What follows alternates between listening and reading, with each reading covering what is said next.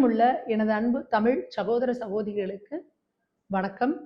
அர்ஜுனா சேனலுக்கு நீங்கள் கொடுக்குற ஆதரவுக்கு ரொம்ப நன்றி. நிறைய பேர் இன்னும் சப்ஸ்கிரைப் பண்ணாமல் பார்த்துட்டு இருக்கீங்க. தயவு செஞ்சு சப்ஸ்கிரைப் பண்ணுங்கள். இது கீழே இருக்கிற அந்த பெல் பட்டனை கிளிக் பண்ணுங்கள். அப்போ தான் உங்களுக்கு புதுசாக நாங்கள் போடுற வீடியோக்கான நோட்டிஃபிகேஷன் உங்களுக்கு வரும். அது மட்டும் இல்லாமல் உங்களோட ஃப்ரெண்ட்ஸ்க்கும் இந்த லிங்கை வந்து ஷேர் பண்ணி எங்களுக்கு சப்போர்ட் பண்ணுங்கள். நன்றி, வணக்கம். அர்ஜுனா நேயர்களுக்கு வணக்கம். பிரதமரை மக்களவையிலேயே தாக்க சதி திட்டம், இதுதான் இன்னைக்கு தமிழகம் முழுக்க நம்மளை உலுக்கி எடுத்துக்கிட்டு இருக்கிற ஒரு தலைப்பு செய்தியா இருக்கு. நாம் இப்ப கடந்த 2-3 நாட்களா பார்த்துட்டு இருக்கோம். நாடாளுமன்றத்துல எப்ப நாடாளுமன்றவை தோர்ந்தாலுமே ராகுல் காந்தி அவர்கள் என்ன பண்றாரு அப்படின்னா, மக்களுக்கு தேவையான பிரச்சனைகளை, மக்களுக்கான பிரச்சனைகளை அங்கே பேசாம ஏதாவது உப்பு சப்புள்ளாத ஒரு பிரச்சனையை பேசி ஒரு பிரச்சனையை கிளப்பி அதன் மூலயமா அந்த நாடாளுமன்ற அவையை ஒழுங்கா நடத்த விடாம ஒரு கடும் அமளியில ஈடுபட்டு அதுக்கப்புறம் அந்த அவை முடிஞ்சதுக்கப்புறம் அப்படியே சைலண்ட் மோடுக்கு போயிடுறதான் ராகுல் காந்தி அவர்களோட ஸ்ட்ராட்டஜியா இருக்கு. இதுக்கு பல உதாரணங்களை நம்ம பார்க்கலாம். ரஃபேல் ஊழல் அப்படின்னு சொல்லி ஒரு கத்துனாங்க. அதுக்கப்புறம் கோர்ட்லயே போய் மன்னிப்பு கேட்டுட்டு வந்தாங்க. அதுக்கப்புறம் வந்து பெகாசஸ் அப்படின்னாங்க, ஐயோ எங்களோட போனெல்லாம் ஒட்டு கேட்கிறாரு மோடி அப்படின்னு சொல்லி. அதுக்கப்புறம் அதுக்கான ஆதாரமே இல்லை அப்படின்றது வந்தது. அதுக்கப்புறம் மோடி வந்து அதானிக்கு என்னென்னமோ பண்ணிட்டாரு, ஆதாரம் இல்லாம இல்லீகலா ஏகப்பட்டதை பண்ணிட்டாரு அப்படின்னு சொல்லி அதுக்கு ஒரு பிரச்சனையை கிளப்பினாங்க. அதுக்கப்புறம் அதற்கும் ஆதாரம் இல்லைன்னு சொன்னாங்க. இது போல ஒவ்வொரு முறை நாடாளுமன்றம் கூடும் பொழுதும் இது போல ஆதாரமற்ற குற்றச்சாட்டுகளை வச்சு ஏதாவது ஒரு குழப்பத்தை உண்டு பண்றது ராகுல் காந்தி அவர்களோட வேலையா இருக்கு. இதுக்கு முன்னாடி நம்ம பார்க்கலாம், இவிஎம்ல இருந்து ஓட் சோரி அப்படின்னாரு. அதுக்கப்புறம் அடுத்து இப்ப நடந்த எஸ்ஐஆர்ல இருந்து ஆகட்டும், அந்த வரிசையில இப்ப என்ன பண்ணாரு அப்படின்னா, 2015 சைனா பார்டர்ல இருந்து 4 டேங்குகள் வந்தது அப்படின்னு சொல்லி நம்மளோட ராணுவ தளபதி நரவணே அப்படின்றவர் ஒரு புக் எழுதியிருக்காரு. அந்த புத்தகம் ரிவ்யூல இருக்கு. அந்த புத்தகம் வெளியிடப்படவில்லை. ஏதோ சில காரணங்களுக்காக நம்மளோட இந்திய ராணுவம் வந்து அந்த புக்கை வந்து ரிவ்யூ பண்ணிட்டு இருக்காங்க. அப்போ ப்ராப்பரா அவங்க ரிவ்யூ பண்ணி முடிச்சு வெளியிடாத, பப்ளிஷ் ஆகாத ஒரு புக்கை பத்தி ஏதோ ஒரு மேகசின்ல எழுதியிருக்காங்க. அந்த பேப்பரை தூக்கிட்டு வந்து நின்றுட்டு ராகுல் காந்தி வந்து ஒரு நாடாளுமன்ற அவையில பேசணும்னு என்ன அவசியம் இருக்கு? இதே 2005 கிரண் ரிஜ்ஜு அவர்கள் வந்து நாங்கள் வந்து சைனா இதை பற்றி நாங்கள் பேசணும் அப்படின்னு கேட்ட பொழுது அப்போ இருந்து பிரணாப் முகர்ஜி அவர்கள் என்ன சொன்னார் அப்படின்னா, இந்தியா சீனா பிரச்சனையை பற்றி நம்ம கதவுகளுக்கு பின்னால் தான் பேசணும், இது வந்து நம்ம நாடாளுமன்றத்தில் பேசக்கூடியது கிடையாது அப்படின்னு சொல்லி அப்போ வந்து சொல்லியிருக்காங்க. அதே காங்கிரஸ் இன்னைக்கு எதற்காக வெளிவராத ஒரு புத்தகத்தை பற்றி ஆதாரமற்ற ஒரு தகவலை வச்சு ஒரு மிகப்பெரிய கடும் அமளியில் ஈடுபட்டு அதற்கு சபாநாயகர் பர்மிஷன் கொடுக்கல அப்படின்னோடனே பேப்பரெல்லாம் கிழிச்சு விட்டெறிஞ்சு சேர் மேலெல்லாம் ஏறி குதிச்சு, என்னங்க இது, ஸ்கூல் பசங்க கூட இந்த மாதிரிலாம் செய்ய மாட்டாங்க. இந்த அளவுக்கு நீங்க ஒரு மக்கள் பிரதிநிதியா எம்பிக்களா போய் நீங்க நாடாளுமன்றத்தில் உட்காந்துக்கிட்டு இப்படி தரம் தாழ்ந்து நீங்க நடந்துப்பீங்களா அப்படின்றதான் ஒட்டுமொத்த மக்களோட கேள்வியா இருக்கு. அதற்காக 8 எம்பிக்கள் நம்ம தமிழகத்தை சேர்ந்த சு வெங்கடேசன், மாணிக்கம் தாகூர் அவங்க எல்லாருமே சஸ்பெண்ட் செய்யப்பட்டாங்க. அதையும் நம்ம பார்த்தோம். அதுக்கப்புறம் திரும்ப நாடாளுமன்றத்துக்கு வெளியில வந்து உட்காந்து இவங்க வந்து ஆர்ப்பாட்டம் பண்ணாங்க. என்னென்ன பண்ணி அந்த அவையை முடக்க முடியுமோ எல்லா வேலைகளும் பார்த்துட்டு இருக்காங்க. இதை தொடர்ந்து பாஜக இருக்கிற எம்பிக்கள்லாம் என்ன பண்ணாங்க அப்படின்னா, நேரு அவர்களை பற்றியும் இந்திரா காந்தி அவர்களை பற்றியும் ஃபோஃபர்ஸ், அப்புறம் நேரு அவர்களுக்கும் எட்வினா அவர்களுக்கும் இருந்த உறவை பற்றி அவரோட பிஏவே எழுதின புக்கு, இது போல பல புத்தகங்களை எடுத்துட்டு வந்து நாடாளுமன்றத்தில் வச்சுக்கிட்டு இந்த புத்தகம் பற்றி பேசுறதுக்கு எங்களுக்கு பர்மிஷன் கொடுங்கன்னு சொல்லி கேட்டோன்னே குய்யோ முறையோன்னு சொல்லிட்டு கத்த ஆரம்பிச்சிட்டாங்க காங்கிரஸை சேர்ந்தவங்களாம். இதெல்லாம் ரொம்ப தப்புங்க, என்னங்க நீங்கள் இப்படி பண்ணுறீங்கன்னு. ஏங்க, உங்களுக்கு வந்தால் ரத்தம், அடுத்தவங்களுக்கு வந்து தக்காளி சட்னியாங்க? நீங்கள் பப்ளிஷே ஆகாத ஒரு புத்தகத்துல இருந்து யாரோ ஒருத்தர் பேசினார் அப்படின்றத வச்சு நீங்கள் வந்து நாடாளுமன்றத்தை வந்து முடக்குறீங்க அப்படின்னா, பப்ளிஷ் ஆன ஆத்தென்டிகேட்டட் டீடைல், நேரு அவர்கள் கூடவே இருந்த பிஏ அவர்கள் எழுதின புத்தகம்லாம் இருக்கு, இந்திரா காந்தி அம்மையார் என்னென்ன பண்ணாங்கன்றது இருக்கு, ஃபோஃபோர்ஸ்ல என்ன நடந்துச்சுன்றது இருக்கு. அதை பத்தி பேசுறதுக்கு என்ன பிரச்சனை உங்களுக்கு? ஏன் நீங்க வந்து அதுக்கு வந்து பேச விட மாட்டேங்கிறீங்க?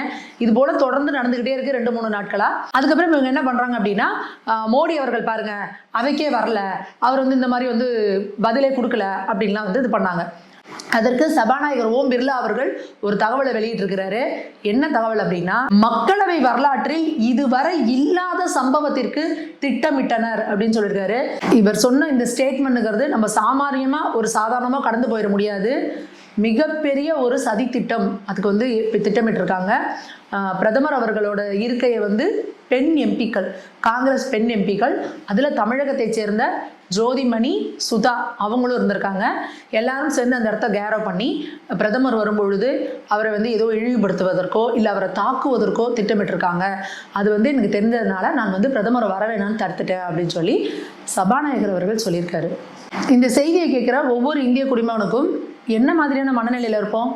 என்ன ஒரு பாரத பிரதமர் முதல்ல நீங்கள் அவர் பாஜக கட்சியை சேர்ந்தவரோ எந்த கட்சியை சேர்ந்தவரோ இதெல்லாம் தாண்டி இந்த பாரத தேசத்தோட பிரதமர், அவருக்கான மரியாதை, அதுவும் நாடாளுமன்ற அவையில் உலக நாடுகளே பார்த்துக்கிட்டு இருக்கு இந்தியன் பார்லிமெண்ட்ல என்ன நடந்துகிட்டு இருக்கு அப்படிங்கிறத, அப்படிப்பட்ட ஒரு இடத்துல பாரத பிரதமரை தாக்குறதுக்காக, அதுவும் பெண்களை வச்சு இந்த மாதிரியான ஒரு இழிவான விஷயத்தை செய்யறதுக்கு காங்கிரஸ் திட்டமிடுது அப்படின்னா காங்கிரஸோட நோக்கம் என்ன? இந்த பாரத தேசத்துல ஏதோ ஒரு கூச்சலையும் குழப்பத்தையும் உண்டு பண்ணணும் அப்படிங்கிறதா. நீங்க தொடர்ந்து பாருங்க, காங்கிரஸ் என்ன பண்ணிட்டு இருக்காங்க அப்படின்னா, இந்த தேசத்துல பாரத தேசத்துல ஏதோ ஒரு கலவரம் வெடிக்கணும், அது மூலியமா இவங்க ஆதாயம் காணணும் அப்படிங்கிறதா காங்கிரஸ் ராகுல் காந்தி பேசுற ஒவ்வொரு விஷயத்திலையும் இருக்கும். இல்ல இங்க இது பிரச்சனையா போயிடுச்சு, இங்க சரியா போயிடுச்சு.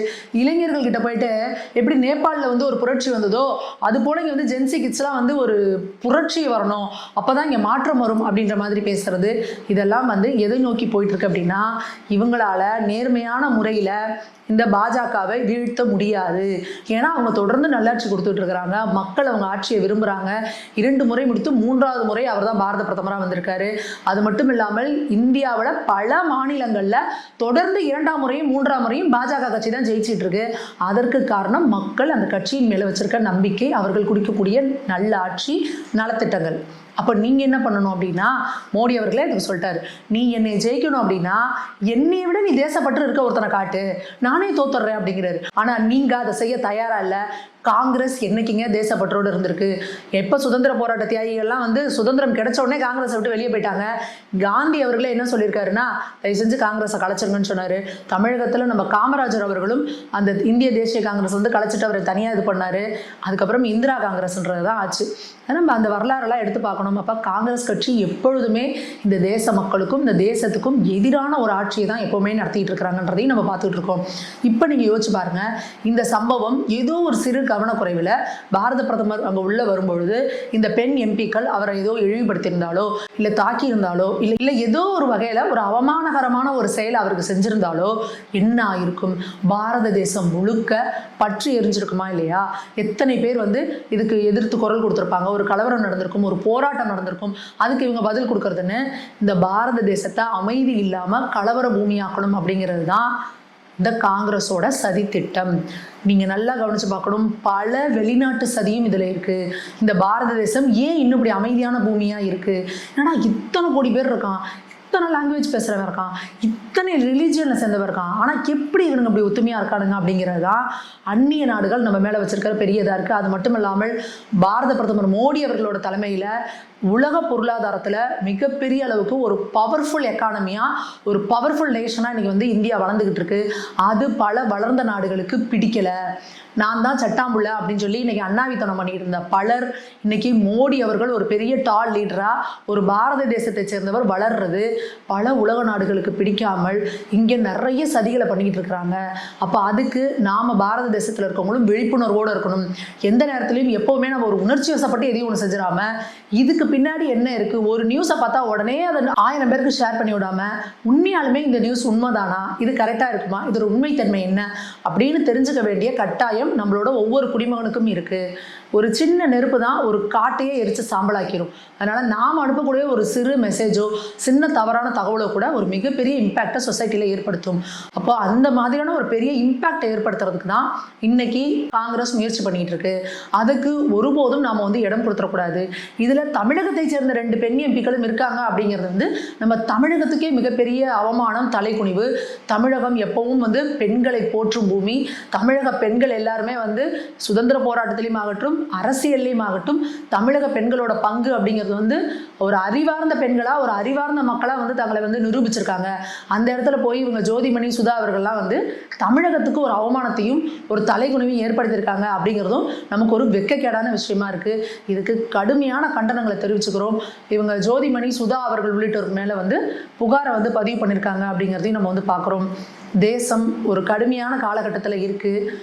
இந்தியாவின் எதிர்கட்சிகள் இந்தியாவுக்கு எதிரி கட்சிகளாக ஆகிட்டு இருக்கிறாங்க.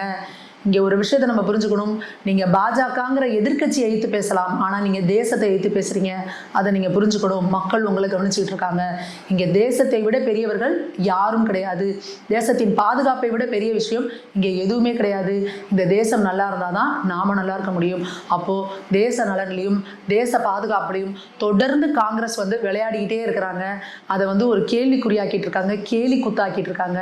அப்போது ராகுல் காந்தி நேரு குடும்பத்தில் பிறந்த ஒரே காரணத்துக்காக கொஞ்சமும் அறிவில்லாமல் ஒரு சிறுபிள்ளைத்தனமாக நடந்துக்கக்கூடிய ராகுல் காந்தியை தலைவராக ஏற்றுக்கிட்டு கட்டி அழுவணுங்கிறது காங்கிரஸோட தலையெழுத்தாக இருக்கலாங்க. இந்திய மக்களுக்கு என்ன வந்துச்சு? அப்போ நீங்கள் மோடி அவர்களை போன்ற ஒரு டால் லீடருக்கு ஈக்குவலாக யாரை காட்டுறீங்க? அவருக்கு கண்ணு கெட்டின தூரம் வரைக்கும் காட்டுவதற்கு நீங்கள் உங்களுக்கு எதிரில் ஒரு தலைவர் கூட நீங்கள் உருவாக்கலை. இந்த காங்கிரஸில் இத்தனை ஆண்டு காலத்தில் ஏன் நீங்கள் அடுத்த கட்ட தலைவர்களை உருவாக்கலை? ஏன்னா அடுத்த கட்ட தலைவர்கள் உருவானா எப்படி நேரு குடும்பத்தில் இருக்கிறவங்க அடுத்தடுத்த வாரிசுகள் தலைவர்களாக வர முடியும்? மோடி அவர்கள், பிரதமர் மோடி அவர்கள் உரை இப்போ என்ன சொல்லியிருக்காரு? எல்லாத்துலேயும் இந்த காங்கிரஸ் திருட்டு, காந்தி அவர்களோட பேரை கூட திருடிக்குச்சு அப்படின்னு. மகாத்மா காந்தி அவர்கள் அதுக்கப்புறம் எதுக்குங்க நீங்கள் ராஜீவ் காந்தி, இந்திரா காந்தி, சோனியா காந்தி இப்படி பேர் வைக்கிறீங்களே? காந்திக்கும் உங்களுக்கும் என்னங்க சம்மந்தம்? எதற்காக உங்கள் குடும்ப பேராக நீங்கள் காந்தின்னு வச்சுட்டு வரீங்க? நீங்கள் எல்லாரும் நேருன்னு தான் வச்சுருக்கணும். அப்படி பார்த்தா கூட நேருவோட மகள் இந்திரா காந்தி, இந்திரா காந்தி அவர்களோட கணவர் யாரு? கணவரோட பேரை வச்சு தானே அடுத்தடுத்து வந்திருக்கணும். அப்போ அவங்களோட கணவன் ஃபெரோஸ் கான்னா ராஜீவ் கான், ராகுல் கான் அப்படி தானேங்க வந்திருக்கணும். ஏன் நீங்கள் காந்தி காந்தி காந்தின்னு சேர்த்துக்கிட்டு காந்தி அவர்களோட லெகசியை நீங்கள் யூஸ் பண்ணி நீங்கள் ஒரு ஆதாயம் தேடிட்டு உட்காந்துருக்கீங்க? அதையும் நேற்று பிரதமர் சொல்லியிருக்காரு. நீங்கள் தான் பிரதமர் ஒரே நிறுத்த மாட்டேங்கிறாங்கிறீங்க, கடுமையான அமளியில் ஈடுபடுறீங்க, அவரை அவமானப்படுத்துறதுக்குலாம் திட்டமிடுறீங்க. அதற்கு அடுத்த நாள் அவர் உரை நிகழ்த்தினா அந்த உரையை கேட்க மாட்டேன்னு தலைதறிக்க வெளியே ஓடுறீங்க. என்ன உங்களோட ஐடியாலஜி? அப்புறம் நீங்கள் என்ன சொல்கிறீங்க? மோடி அவர்கள் எங்களுக்கு பதில் கொடுக்கலங்கிறீங்க. இந்த மாதிரியான ஒரு கேவலமான போக்குலேருந்து காங்கிரஸ் வெளியே எப்போ மக்களுக்கான அரசியல், இந்த தேசத்துக்கான அரசியலை முன்னெடுக்கிறாங்களோ அப்போ தான் காங்கிரஸ் கொஞ்சமாவது மக்களோட நம்பிக்கை பெறும். நீங்கள் பாருங்கள், தேசம் முழுக்க மக்கள் காங்கிரஸை நம்ப தயாராக இல்லை. திருமண பக்கமெல்லாம் மாநிலங்கள் தோறும் காங்கிரஸுக்கு கடுமையான தோல்வியை தான் மக்கள் பரிசளிக்கிறாங்க. இதுக்கு காரணம் காங்கிரஸ் மீதான நம்பிக்கை மக்களுக்கு போயிடுச்சு அப்படிங்கிறதான். தாவேகாவோட தலைவர் விஜய் அவர்கள் இப்போ கொஞ்சம் நாளைக்கு முன்னாடி ஒரு இதில் பேசியிருந்தாரு. அதிமுக ஒரு ஊழல் சக்தி, திமுக ஒரு தீய சக்தி, நாங்கள் தான் தூய சக்தி அப்படின்லாம் பேசியிருந்தாரு. இப்போ என்ன பண்ணியிருக்காங்கன்னா, இன்னைக்கு ஹாட் டாபிக் விஜய் அவர்கள் தான். எல்லாரும் என்ன போட்டிருக்காங்கன்னா, யோகியா வரான் செம்பு எடுத்து உள்ள வை அப்படிங்கிற மாதிரி. நீங்கள் அவங்கள ஊழல் இவங்கள ஊழல் இதெல்லாம் சொன்ன விஜய் அவர்கள் 2015 ரிலீஸ் ஆன 2015-16 ஆண்டுக்கு அவர் கிட்டத்தட்ட ஒரு 35 கோடி அவரோட வருமானத்தில் காட்டியிருக்காரு. ஆனால் ஒரு 15 கோடி கணக்கிலேயே வராத பணம் இருக்குது அப்படின்னு சொல்லி அவருக்கு ஐடி ரைட் இது பண்ணிவிட்டு அவருக்கு ஒரு ஃபைன் போடுறாங்க. 1.5 கோடி ஃபைனு. ஏங்க, விஜய் அவர்கள் ஆயிரக்கணக்கான கோடியில் சம்பாதிக்கிறாரு. 1.5 கோடி அமௌண்ட்டு அப்படிங்கிறது நீங்கள் ப்ராப்பராக இன்கம் டேக்ஸ்க்கு பே பண்ணலங்கிறதுக்கான ஃபைனு. இப்போ நீங்கள் தப்பு பண்ணால் ஃபைன் கட்டி தானேங்க ஆகணும். இன்றைக்கி ஒரு சாமானிய குடிமகன் கரண்ட் பில் இருக்குது, கரண்ட் பில்லை கரெக்டான டேட்டில் கட்டலைன்னா அடுத்த நாள் அவர் ஃபைனோடு தான் கட்டி ஆகணும். சொத்து வரியோ குடிநீர் வரியோ எதுவாக இருந்தாலும் ஒரு அன்னாடம் காட்சி டெய்லி 200 300 சம்பாதிக்கிறவங்க கூட அதுக்கான ஃபைனோடு தாங்க கட்டுறாங்க. ஆனால் 1000 கோடிகளில் சம்பாதிக்கிற விஜய் அவர்கள் 15 கோடியை கணக்கில் கட்டாமல் பிளாக்ல வாங்கியிருக்காரு. நீங்கள் தான் நான் மாற்றத்துக்கானவன், நான் வரேன், விஜய் வரேங்கிறீங்கல்ல, அப்போ நீங்கள் என்ன பண்ணணும்? ப்ராப்பராக ஒயிட்டில் அமௌண்ட்டை வாங்கி அதுக்கு டேக்ஸ் கட்டியிருக்கணும்ல. இந்த 2015-16 ஐடி ரைடு வந்ததுனால இந்த 15 கோடி சிக்கியிருக்கு. 15 கோடிங்கிறது ஒரு யானைக்கு முன்னாடி இருக்க சோளப்பொறின்னு வச்சுக்கோங்க. இவங்க எவ்வளோ எப்போவுமே ஒரு படத்தில் அமௌண்ட் வாங்குறாங்கன்னா எவ்வளோ ஒயிட்டாக வாங்குவாங்க, எவ்வளோ பிளாக்காக வாங்குவாங்க அப்படிங்கிறது எல்லாருக்கும் தெரியும். சினிமா அப்படிங்கிறது இந்த கருப்பு வெள்ளையாகிறதுக்கு ஒரு மிகப்பெரிய, இந்த கருப்பு வெள்ளை பிளேயில் ஒரு கலர்ஃபுல் கேம் ஆடுறது இந்த சினிமாவில் தான். அப்போது 15 கோடி அப்படிங்கிறதே கம்மி, அதுக்கு ஃபைனு 1.5 கோடி. 1.5 கோடி ஃபைன் நீங்கள் கட்டி தானே ஆகணும். நீங்கள் என்ன பண்ணுறீங்க? கோர்ட்டுக்கு போகிறீங்க. அது கூட நான் தப்பு செய்யலைன்னு நீங்கள் கோர்ட்டுக்கு போகல. ஏங்க, 2015-16 நீங்கள் இது பண்ணீங்க, 2022 தான் எனக்கு நீங்கள் ஃபைன் போடுறீங்க. எதுக்கு அப்படின்னு? தப்பு பண்ணது பண்ணிட்டீங்க, அவங்க ப்ராசஸ் பண்ணி உங்களுக்கு ஃபைனை போடுறாங்க. ஃபைனை கட்டிட்டு போயிருந்தீங்கன்னா பேசாமல் போயிருந்துருக்கலாம். நீங்கள் இப்போ கோர்ட்டுக்கு போய் கோர்ட்டில் இப்போ என்ன தீர்ப்பு வந்திருக்கு அப்படின்னா, அவங்க கொடுத்த ஃபைனு கரெக்டு தான், நீங்கள் பெனால்ட்டியை கட்டுங்க அப்படின்னு சொல்லி இன்றைக்கி தீர்ப்பு வந்திருக்கு. அப்போது இன்றைக்கி விஜய் அவர்களோட இமேஜ் சுக்காக உடஞ்சிக்கிட்டு இருக்கு. சோஷியல் மீடியாவில் எல்லாருமே வரி கட்டாத புலி அப்படின்னு சொல்லி கலாச்சிக்கிட்டு இருக்கிறாங்க. எப்போவுமே ஒரு தூய்மையான அரசியலை முன்னெடுக்கிறேன்னு நீங்கள் சொல்கிறீங்கன்னா முதல்ல நீங்கள் தூய்மையானவர்களாக இருக்கணும், நீங்கள் க்ளீன் ஹேண்டடாக இருக்கணும். ஆனால் நீங்களே அப்படி இல்லாமல் நீங்கள் என்ன மாற்றத்தை இங்கே கொண்டு வந்துடுவீங்க அப்படின்னு தமிழக மக்களும் இளைஞர்களும் உங்களை பார்த்து கேள்வி கேட்குறாங்க. உங்களுக்கு பின்னாடி விஜய் அப்படின்னா அப்படியே குதிச்சு கொந்தளிக்கிற இளைஞர்கள் கூட இன்னைக்கு இந்த நியூஸை பார்த்து யோசிக்கிறாங்க. ஐயோ, நம்ம தலைவர் அப்படி பண்ணியிருப்பாரு, நம்ம அப்படிலாம் இல்லைன்னு சொன்னோமே, நம்ம அவர் பயங்கர தூய்மையானவர், சுத்தமானவர்னு சொன்னோமே, இன்னைக்கு என்ன இவரே இப்படி ஒழுங்காக வரி கட்டாமல் இப்படி ஏமாத்திருக்காரு, என்னது இது அப்படின்னு உங்கள் பின்னாடி இருக்கக்கூடிய ரசிகர்களே இன்னைக்கு ஒரு கடுமையான கொந்தளிப்புலையும் குழப்பத்திலும் தான் இருக்கிறாங்க. இன்னைக்கு சமூக வலைதளம் முழுக்க விஜய் அவர்களுக்கு இந்த 1.5 கோடி ஃபைன் செல்லும் அப்படின்னு கோர்ட்டு கொடுத்த தீர்ப்பு தான் பரபரப்பாக பேசப்பட்டு இருக்கு. இதை இப்பயாவது ஃபைனை கட்டுவாரா, இல்லை திரும்ப நான் உச்சநீதிமன்றத்துக்கு போவேன் அப்படின்னு அப்பீலுக்கு போவாரான்னு தெரியல. 2022 இப்போ வரைக்கும் அவர் கோர்ட்டுக்கு லாயர் ஃபீஸே கிட்டத்தட்ட 1 கோடியை கொடுத்துருப்பாருங்க. அதுக்கு ஒழுங்காக ஒரு ஃபைனை கட்டிகிட்டே போயிருக்கலாம். திரும்பவும் உச்சநீதிமன்றத்துக்கு இவர் போகிறாரு அப்படின்னா இந்த ஃபைன் கட்டுற அமௌண்ட்டை விட இன்னும் அதிகம் தான் செலவு பண்ண வேண்டியிருக்கும் அப்படிங்கிறது அவருக்கு தெரியும். அடுத்தது உச்சநீதிமன்றத்துக்கு போகிறாருன்னா இந்தியா முழுக்க இந்த நியூஸ் வரும். அதுக்கப்புறம் நிறைய சோஷியல் மீடியாவில் என்ன கேட்குறாங்க அப்படின்னா, இதுதான் பசுந்தோல் போர்த்திய புலியா அப்படின்லாம் இளைஞர்கள் கேள்வி கேட்டுட்டு இருக்கிறாங்க. நமக்கு என்ன கவலையாக இருக்குன்னா, ஏற்கனவே இந்த கரூர் சம்பவத்தில் பயங்கரமாக ஒரு ஃபீல் ஆகி கிட்டத்தட்ட மாதக்கணக்கில் வீட்டுக்குள்ளே போய் கதவை சத்திக்கிட்டாப்புல. பாவம், அவரை வெளியே கொண்டு வரதுக்கே ரொம்ப கஷ்டப்பட்டு அதுக்கப்புறம் எல்லாம் தேத்தி அவரை வெளியே கொண்டு வந்தாங்க. திருப்பி இப்போ இந்த ஃபைனு அப்படின்னு சொல்லி நீங்கள் அவரை திரும்பவும் ஒரு மன உளைச்சலுக்கு ஆளாக்குனீங்கன்னா, திருப்பி விஜய் அவர்கள் பனையூர் பங்களாக்குள்ளே போய் கேட்டை சாத்தினார்னா கேட்டை திறக்க எத்தனை நாள் ஆகுமோ தெரியலையே. எதற்காக இந்த மாதிரிலாம் எதிர்கட்சிகள் தான் திட்டமிட்டு இவரை முடக்கணும் அப்படின்லாம் பண்ணா, உயர்நீதிமன்றமும் இந்த மாதிரி பண்ணணுமா? உங்களுக்கெல்லாம் இரக்கமே இல்லையா? இந்த மாதிரி நீங்கள் பண்ணலாமா? அவரே கஷ்டப்பட்டு யோசிச்சு பனையூர் பங்களாலேருந்து வெளியே வர்றாரு. வெளியே வந்தோன்னா அவரை இந்த மாதிரி எதையோ ஒரு இதை கொடுத்து திருப்பி கொடுக்கணும்னு ஓடி போய் அவர் உள்ளே உட்காந்துக்கிறாரு. இப்போ எவ்வளோ கஷ்டப்பட்டு அவர் பாவம் புஷி ஆனந்த், ஆதவ அர்ஜுனா அவர்கள்லாம் எவ்வளோ கஷ்டப்பட்டு அவரை வெளியே கொண்டு போகிறாங்களோ தெரியல. இங்கே தமிழக அரசியலில் நான் தான் தீய சக்தி, நான் தான் தூய சக்தி இப்படிலாம் பேசிகிட்டு இருக்கேங்க. எல்லாரும் வெறும் வெற்று வாய் ஜவடால தான் பேசுகிறாங்களே ஒழிஞ்சு நடைமுறையில் எல்லார் பின்னாடியும் ஏதோ ஒரு ஊழல் புகார் பின்னாடி வந்துக்கிட்டே இருக்கிறது அப்படிங்கிறத பார்க்குறோம். ஆனால் பாரத பிரதமர் மோடி அவர்கள் பாஜக ஆட்சியில் அவர் இத்தனை முறை 3 முறை முதல்வராக இருந்திருக்கிறார், 3 முறை பிரதமராக இருந்திருக்கார். ஆனால் அவர் மேலே ஒரு ஊழல் குற்றச்சாட்டு கூட கிடையாது. அவரோட அமைச்சரவையில் ஒருத்தர் மேலே கூட ஊழல் குற்றச்சாட்டு கூட கிடையாது. அந்த அளவுக்கு ஒரு சுத்தமான தூய ஆட்சி அவர் கொடுத்துட்டு இருக்காரு. அதனால தான் பாரத தேசம் முழுக்க அவரை அனைத்து இடங்கள்லையும் மக்கள் 2ஆம் முறை அல்ல 3ஆம் முறை அல்ல மீண்டும் மீண்டும் அவரையே தேர்ந்தெடுத்துட்டு இருக்காங்க.